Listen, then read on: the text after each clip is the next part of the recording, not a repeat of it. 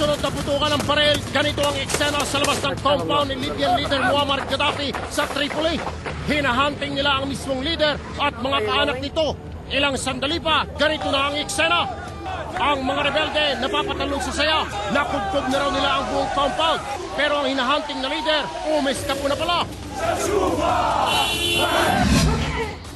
Wala namang kawala ang uugod-ugod na asong ito ng PIDEA sa loob ng retirement house ng mga canines sa Bulacan. Yun nga lang ang mga kabats niya na dedo na.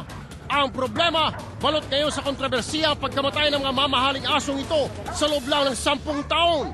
Na-overdose kaya sila sa droga? Yan at iba pang maaksyong balita, umpisa na!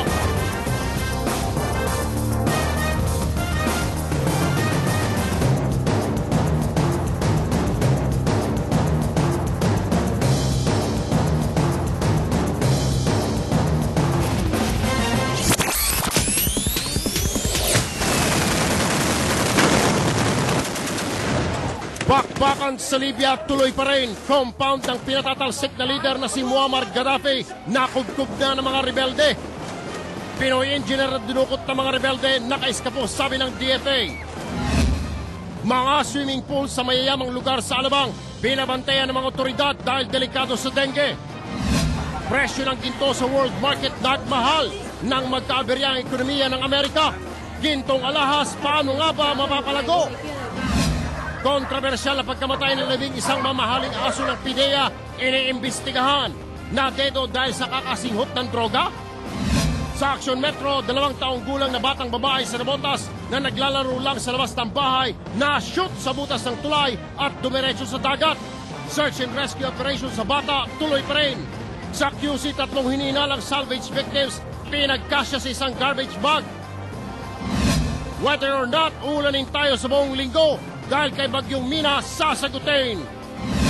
Sa video bandido kalye sa Caloocan na isang tumbling lang mula sa City Hall, inireklamo dahil sa putik at lubak. Problema sa kalsada, ora mismong aksyonan. Mag-food trip sa kainan sa UP na puro kakatuwang karatula ang display sa Makatang Gala. At sa showbiz aksyon, Gerald Anderson excited daw sa bago niyang collab team. At Bea Alonso, may inamin na nga ba tungkol sa relasyon nila ni Zanjo Marudo?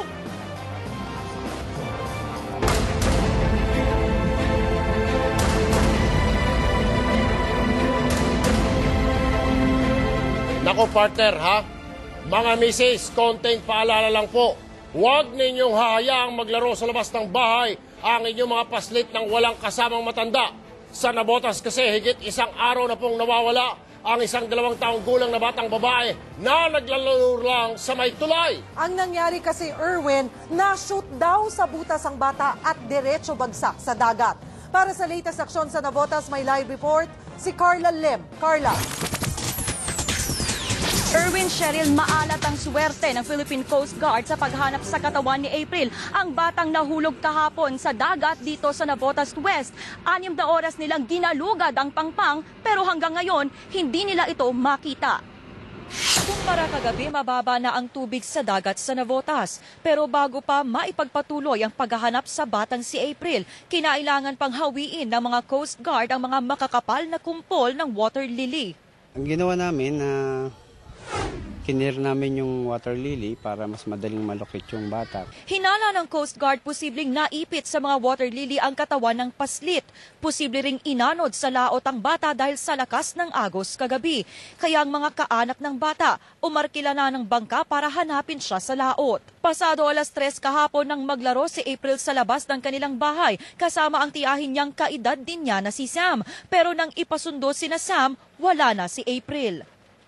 Nang tanungin si Sam, itinuro na lang ng bata ang butas sa tulay kung saan hinihinalang na-shoot si April. Panay na lang ang iyak ng ina ni April na si Joanne na nasa trabaho nang mangyari ang insidente. Wala na po akong magagawa. Gusto lang Diyos binabawi siya sa amin. Sana makita na yung anak ko, buhay man o patay.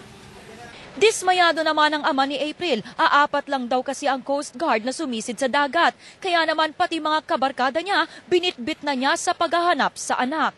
Gusto ko po talaga makita yung anak ko. Pag umaga pa lang po, ako pa lang po talaga mag-isa kahit alam kong madisgrasya ako. Dahil sa insidente, inaayos na ang ilang parte ng dadaanan ng mga taga rito. Pero dahil 20 mil lang ang budget ng barangay, tinapalan muna ng kawayan ang mga butas.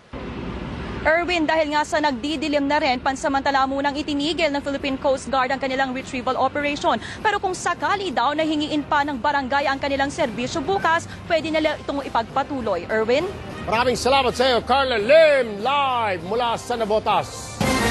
Ito naman, hindi na hahanapin ng pamilya na tagpuan ang bangkay ng 3 lalaki sa tambakan ng basura sa Quezon City. Yun nga lang, kailangan munang tanggalin ang packing tape na nakabalot sa kanilang mga muka. Ryan, ang ikwento mo. Naagapos ang kamay, balot ng tape ang muka at nakasilid pa sa garbage bag ang bangkay ng 3 lalaking ito na matagpuan sa barangay Bagong Pag-asa sa QC kanina. Kwento ng basurerong si Ray Orqueza, napadaan sa lugar para maghalungkat sana ng mapagkakakitaan. Inakala rin niyang basura ang laman ng plastic, pero nang buksan na, ang mga bangkay ang bumulaga sa kanya. May nagbaba dito na 2 van. Kala ko sir, pabalik punta ko dito, minto ko kasi kala ko kalakal na binabayan. Kasi kakalkalin ko nga sana, nakita ko 2 paagad saka may dugo. Yun, nagtawag po ako ng tao dito para samahan ako para balikan kung identify namin kung tao talaga o hindi. Halos pareho ang inabot ng 3 bangkay sa mga nakaraang biktima ng salvage na natagpuan sa Metro Manila. Tata din ang saksak at tama ng bala mga bangkay. Pero ayon sa mga otoridad, hindi mga ordinaryong pusher o snatcher ang mga biktima. Posible raw na miyembro ng sindikato ang 3 at pinatay ng magkaonsehan. Yan, nagkadayaan. Sa malalaking grupo, pagka malaking pera na involved, alam mo naman, pag pera na ang pinag-uusapan, kahit sino, kahit kaibigan mo, tataluin mo. Tuloy ang investigasyon habang dinala sa St. Mark Funeral Homes ang mga biktima. Wala nakitang ID sa mga biktima. Bukod sa dugo ang mga t-shirt at pantalon, ang isa sa mga bangkay may tato sa kaliwang braso. Ryan Ang, News 5. Nakatakip naman ang mukha ng magsumite ng kanilang counter affidavit ang 4 na pulis na umano'y nagsaboy ng mainit na mantika sa 2 suspect sa pang-hold up sa Maynila. Ang sagot nila sa bintang, hindi sila kundi ang cook ng presinto ang aksidenteng nakasaboy ng mantika sa mga suspect. Ikwento mo, Trish Roque. Walang mukhang maiharap ang 4 na pulis Maynila na sina PO1 Lester Cagintuan, Richard Closa, Andre Nunez at Christopher Duran nang pumunta sa Napolcom kanina.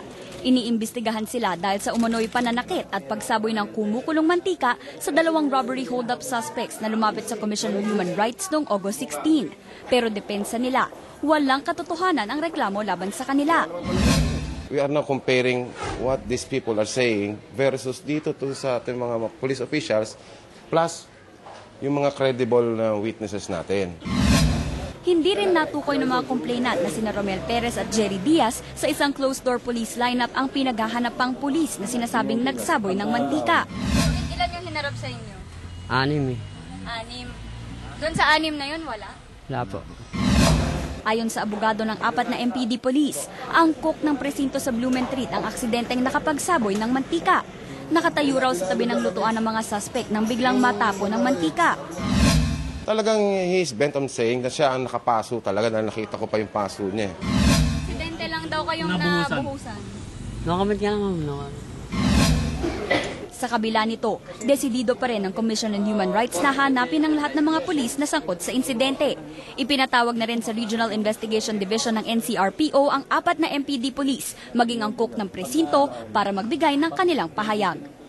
Trish Roque, News 5.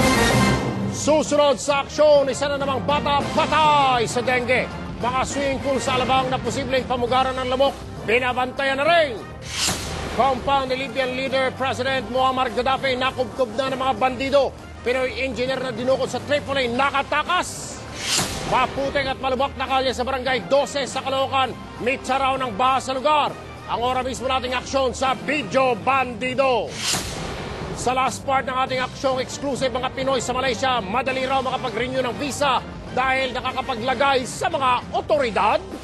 Ginto sa merkado umabot na sa pinakamataas nitong presyo. Pagbili ng ginto, patok daw na investment sa panahon ng krisis ayon sa mga eksperto.